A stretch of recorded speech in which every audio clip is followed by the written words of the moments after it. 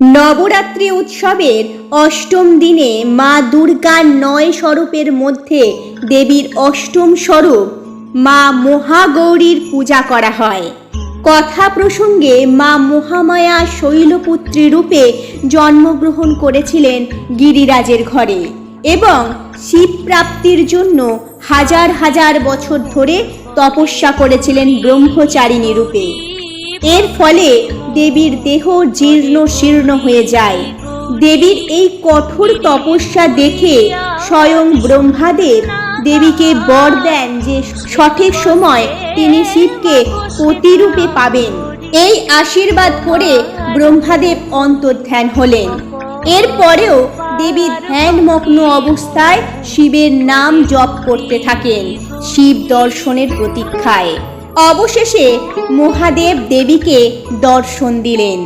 দেবীর দীর্ঘ প্রতীক্ষার অবসান ঘটল। রোদে পুড়ে জলে ভিজে ঝড় জল উপেক্ষা করে দেবী হাজার হাজার বছর ধরে তপস্যা করার ফলে দেবীর গাত্রবর্ণ কালো হয়ে গিয়েছিল এবং দেবী এত শীর্ণকায় হয়ে পড়েন যে তিনি মহাদেবের দর্শন পেয়েও কিছুই বলতে পারছিলেন না, শুধুই মহাদেবের দিকে তাকিয়েছিলেন। তখন মহাদেব দেবী গঙ্গাকে আহ্বান করলেন এবং দেবীকে গঙ্গা জলে ধৌত করলেন। গঙ্গার জলে এক প্রকার স্নানের পর দেবীর দেহ জ্যোতির্ময় গৌরবর্ণ হয়ে উঠল। দেবীর এই স্বরূপের নামই হল মহাগৌরী। আরও একবার যখন মা কালরাত্রি রূপে শুম্ভ নিশুম্ভ ও রক্তবীজ নামে এই অসুরদের বধ করেছিলেন, তারপর দেবী কালরাত্রির প্রচণ্ড রূপ ধীরে ধীরে তো শান্ত হলো, কিন্তু দেবীর গায়ের রং সেই কালোই রয়ে গেল। তাই মহাদেব দেবীকে কালী বলে সম্বোধন করলেন।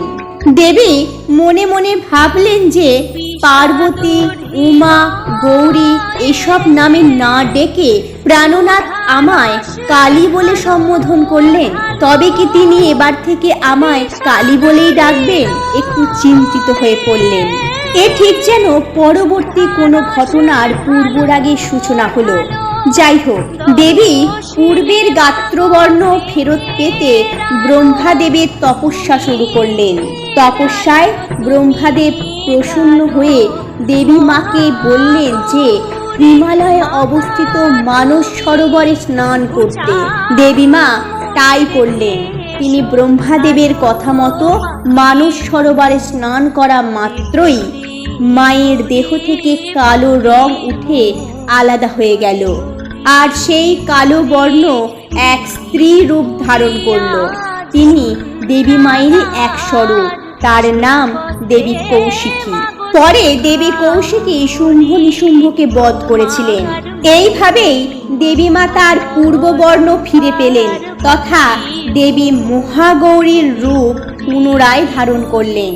দেবী মায়ের এই মহাগৌরী স্বরূপ খুবই শান্ত ও শিষ্ট।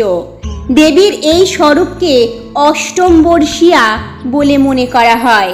তিনি শ্বেত বস্ত্র ও শ্বেত অলঙ্কারে সজ্জিতা, তাই তার আর এক নাম শ্বেতাম্বরা ধরা। দেবীর 4 হাত বিদ্যমান। দেবীর ডান দিকের একটি হাত অভয় মুদ্রায় স্থিত, অন্য হাতে ত্রিশূল বিদ্যমান, আর দেবীর বাম দিকের একটি হাত বরাভয় মুদ্রায় স্থিত, আর একটি হাত ডমরু ধারণ করে রয়েছেন। দেবীর বাহন হল বৃষ, তাই দেবীর আর এক নাম বিষারূঢ়া। দেবীর প্রিয় ফুল মোগরা এবং দেবীর প্রিয় রং হল বেগুনি। এই ছিল দেবী মহাগৌরীর কথা। মিশন পিওর সোল থেকে আমি মমিতা মিত্র। ভিডিওটি ধৈর্য সহকারে দেখার জন্য ধন্যবাদ। সকলকে নবরাত্রির অষ্টম দিনের শুভেচ্ছা। খুব ভালো থাকুন, সুস্থ থাকুন এবং অন্যকে ভালো থাকতে সাহায্য করুন। পরবর্তী ভিডিও নিয়ে ফিরছি খুব তাড়াতাড়ি।